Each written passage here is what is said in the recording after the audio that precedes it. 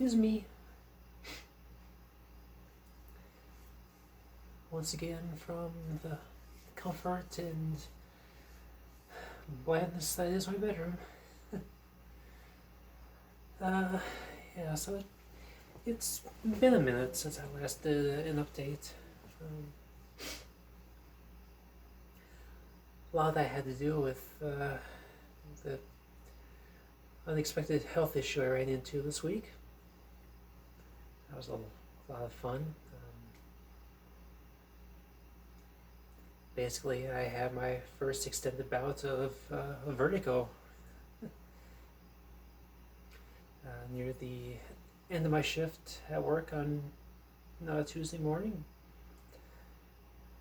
Go turn around to acknowledge a coworker talking to me. And that was it. I just realized I was feeling a little bit off, dizzy.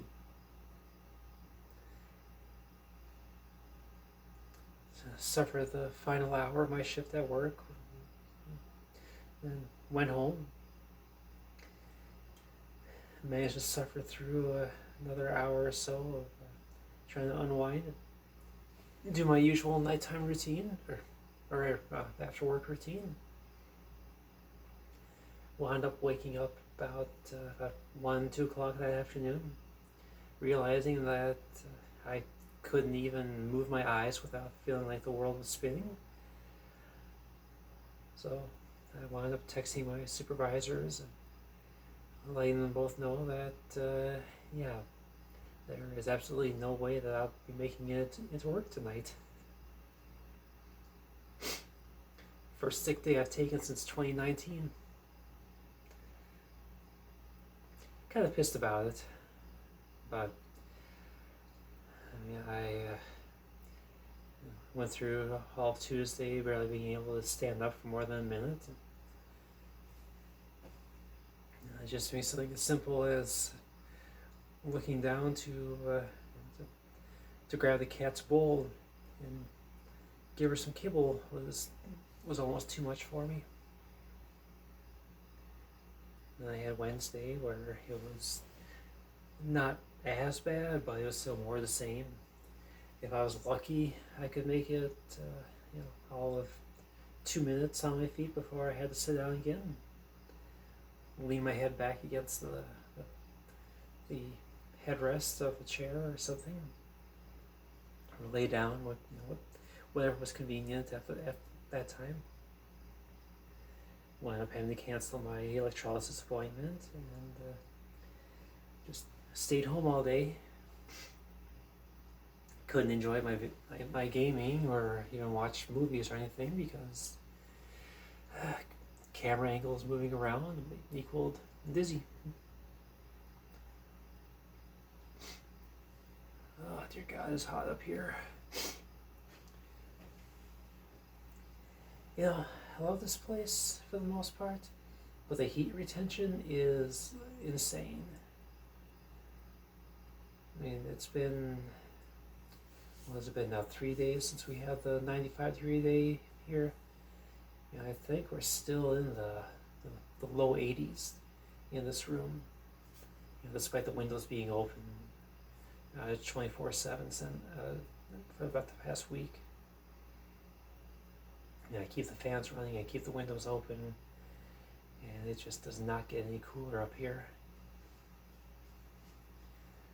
But that's gonna work in my favor in the winter, I guess. So I will get to save a little bit of money on my heating costs.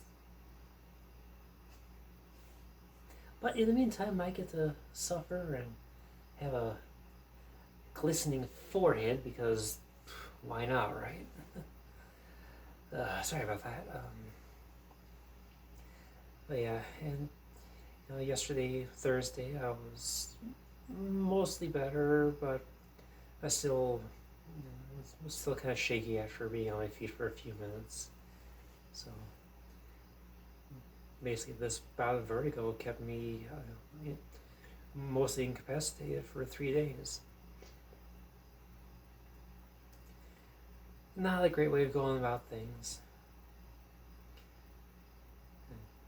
Fortunately, it happened on my long weekend, so so I still have a couple of days, during this stretch where I can still have actual days off from work where I get to do what I want to do, as opposed to just laying around, sitting around doing nothing.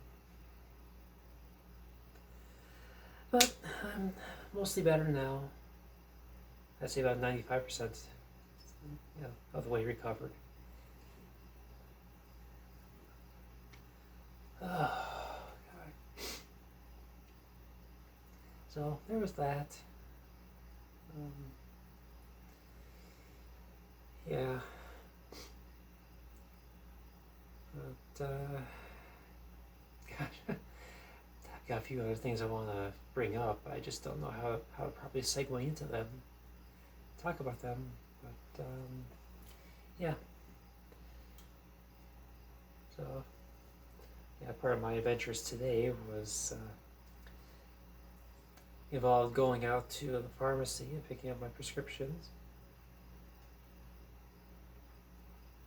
I don't really understand what it is about CVS Pharmacy. They are unfortunately the one pharmacy that my insurance contracts through for anything that's related to maintenance medications. So basically, any part of my HRT has to go through CVS Pharmacy. Otherwise, the insurance isn't going to cover it. And they have this stipulation that you have to get a 90-day supply or they won't cover it. Unless it's done as a one-off kind of thing. So, I've had two different issues with CVS so far, with this last refill.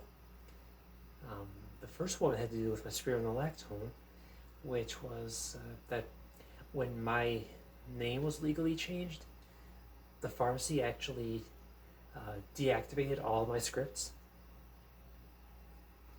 And I had to go back to my doctor and say, hey, all of my scripts have been deactivated. Can you help me out here? And they went through and they sent out new scripts for 3 of the 4 that I was taking, but somehow the spironolactone wound up being forgotten. And I wound up just going through an old supply that accumulated going back as far as my first year on HRT. So, anyway, so this past week I wind up messaging my doctor and I'm like, okay, so I'm getting close to running out here, but we did talk about taking me off of this about a year or so ago, just because I was seeing sufficient suppression of testosterone. So we were thinking, the endocrinologist was thinking about just dropping me back to estradiol alone to suppress the testosterone. But at the time, I wasn't really confident that would be enough. So at my request, she wrote a new script for it, and we kept taking it, or I kept taking it for the following year. So I wound up asking the doctor last week if ending my taking it would be a viable option at this point. And surprise, the nurse got back to me and said that she talked with the other doctor. And I guess my case is being split between two endocrinologists now. She talks to the newer one on the case, and per her recommendation, they wrote me a new script for spironolactone. So I get to keep taking that for another year. But again, CVS, for whatever reason, decided to deactivate the old script. And even though there's still, I forgot if it was 2 or 3 refills left on it. So like, okay. But the other one was a bit more of a what the fuck move. So I had a new script for progesterone issued back in May, and I got the first supply. That was 90-day supply, which I've got another 2.5 weeks supply left, and I had it set for automatic refill. Okay, easy enough. It's doing what it's supposed to do. So I get the text saying that my script is ready. Back on, what was it, on Tuesday? Or maybe it was Wednesday. Anyway, I wind up logging into the CVS website to check the status and see how much I was going to owe. And I check the details on the progesterone, and it says it's 30 pills with 8 refills. What now? So somehow they wound up converting my 90-day supply refills over to 30-day supply refills because reasons? I mean, I don't know. I can't follow it. So I had to call them yesterday and ask them to look into it. And this morning, it still said that the refill was in progress, but I needed to get my spironolactone before the pickup window ended, because you only get like 2 weeks to do that. I was already more than a full week into it. So drive over there and pick it up. And they also had the original script, the 30-day supply of progesterone sitting there ready for me. So I'll pick that up too. Even though there was a handwritten note on the packaging, the slip that goes with it, saying due 90. So I'm not really sure why they still let me take that one home with me. But now, according to the website, I have the 90-day supply is ready for pickup. So I gotta go back there anyway, either later tonight or tomorrow sometime, and pick it up. But again, why did they fuck with it? I don't know. And I think that is going to mess up with my final refill, because I think that this wound up burning one of the 90-day refills back with that first one, because 2 refills in 2 days. I mean, I'm sure that burned some kind of remaining quantity of red flag. So I guess we'll see what happens come the spring.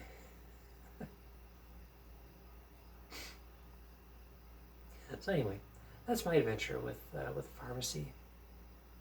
Loads of fun. Not really at all. But yeah. And went back, and on the way home stopped by and visited with my mother. Got to catch up with her progress as she recovers from her leg surgery. God, that's a situation I hope to never be in. I think I went over this already, but for those who aren't in the know, long story short, she fell in December 2021, shattered her leg. I mean, she was actually bleeding out for a good, almost a full day before she was found.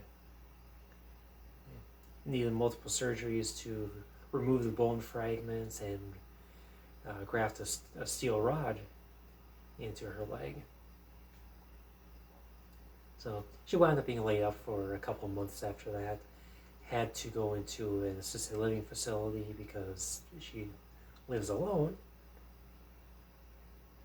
So she went through all that, and a few months later, sometime early summer, she wound up tripping over a curb and fell and damaged the rod in that fall. Okay, so because of the nature of the previous injury and the work they had to do on that, they had to go in and chisel out the old rod, the damaged rod, and graft a new one in there. So now she is stuck in another rehab facility to recover because while this is going on, she's under strict orders to put no weight whatsoever on that leg. So, kind of hard for someone of that age to get around as is, let alone with that kind of a limitation.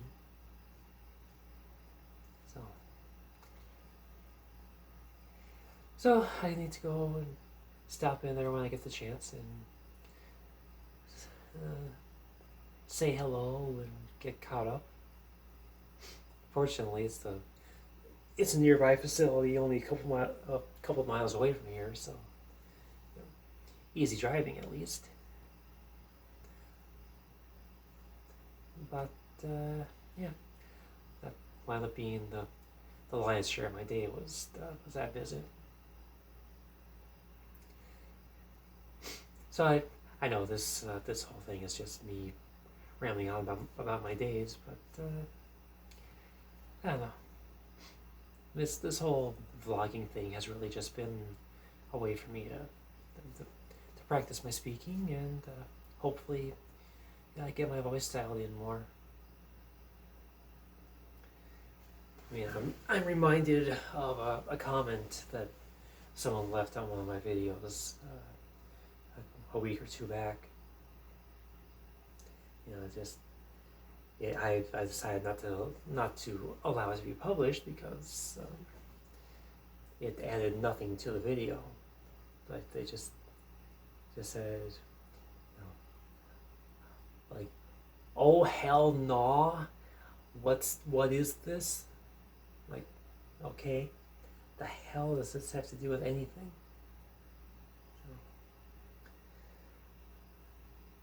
So what this is just me working out my own speech issues and trying to become more confident in front of the camera and hoping to get better and more consistent with my vocal capabilities.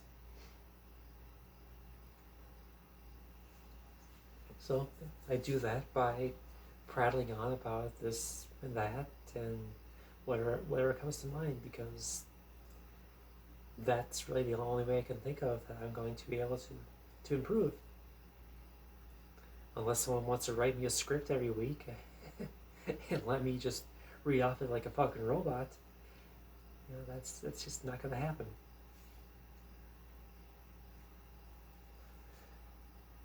So that's why I do this, unscripted, without any prompts to work off of, because I'm just trying to make it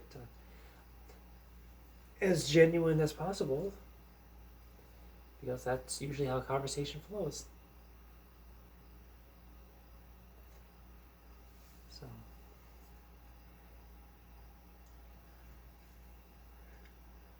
So yeah, that's what that is.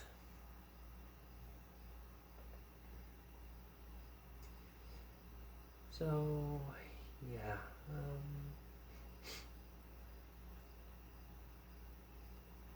kind of thinking ahead a little bit here, but I did wind up finally caving and picking up a PlayStation 5 camera So I might, I don't know, I'm still working out the details on this, but I think I'm going to at least try to start, either, if not live streaming, I'll at least try doing some recorded gameplay segments um, where I actually use the camera,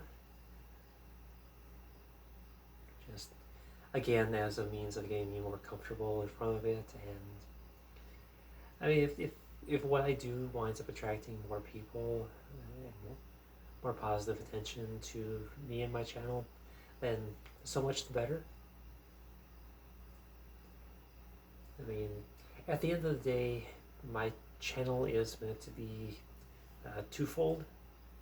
You know, the first part is my personal vlogs where I'm just prattling on about whatever comes to mind.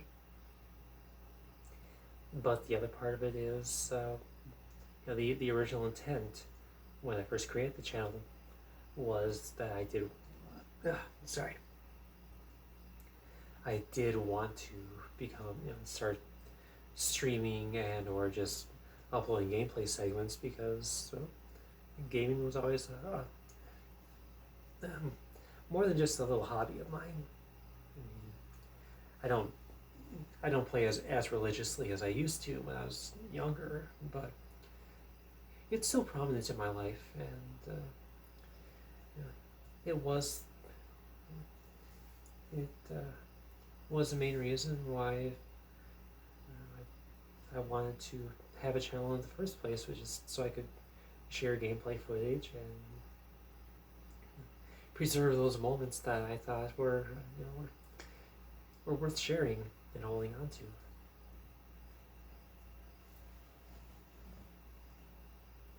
Because how often if you're a gamer, how often do you come across these moments in your favorite games, especially the story-driven ones or the ones with some creative gameplay elements.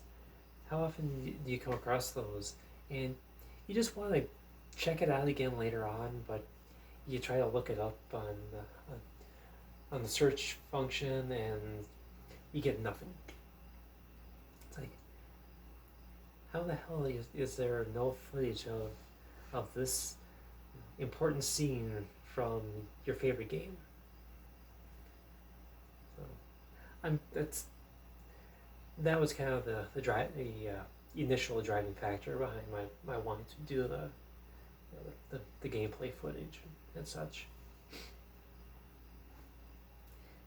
And if it can help me become a little more confident with my speaking and help me control my voice better, then so much the better.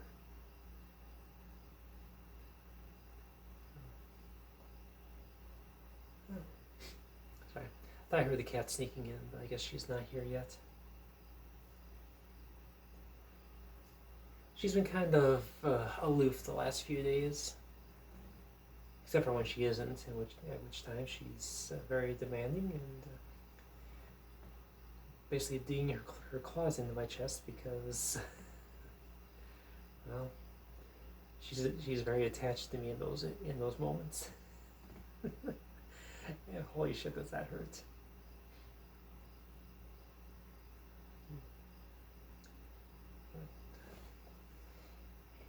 Yeah, so nothing really major on this video here. What do we have right now? We're really going for 24 minutes. God damn. I suppose I will shut this off here and get back to my day, go downstairs where it's a little bit cooler, and hope to God that this room up here and that this entire upper level cools down tonight. I think it's going to be a low of like 49 outside tonight, so should be really nice. Assuming I can get enough airflow into here to offset the 84, 86 degree daytime highs I keep getting in here. I mean, like I said, it's great in the winter. I mean, the heat retention in this place is outstanding, all things considered. But in the summertime, it leads to a lot of needless sweating because, yeah. And I know the question is, why not turn the air conditioning on? Well, unfortunately, with the way that this condo is set up, air conditioning is really difficult for me to obtain, because I've actually only got 2 windows in this place, one in each bedroom, because this is a middle unit between, in the center of the building. So I got the one window there, which is not going to support a window AC unit because of the way the trim is around the window frame. There's this little tiny piece of wood that is absolutely not going to support the weight of, was an air conditioner weigh like 50, 60 pounds? Actually, I don't even know what the average weight is offhand.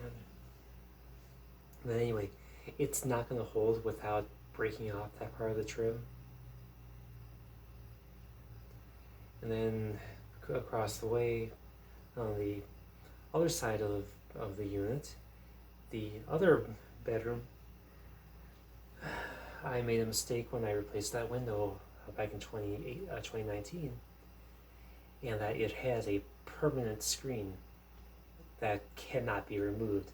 So you can't put a window unit in there either, because that screen is permanently in the way. I mean, I do have a portable air conditioner, one of those wheeled ones that you hook up a hose to the window and close the window down around it. But that thing is so horribly inefficient that to run it for one day would likely cost me about $15. And that's not an exaggeration,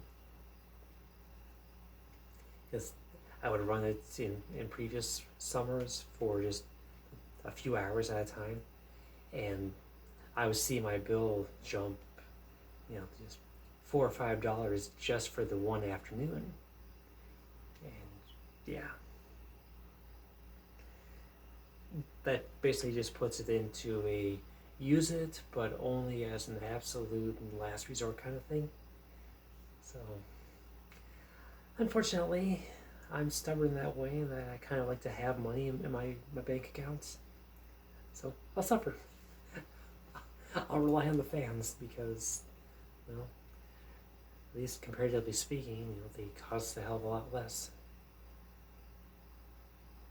Anyway, I'm gonna shut up now. It's been closer to 30 minutes now, and I don't want to keep blah blah blah blah blahing.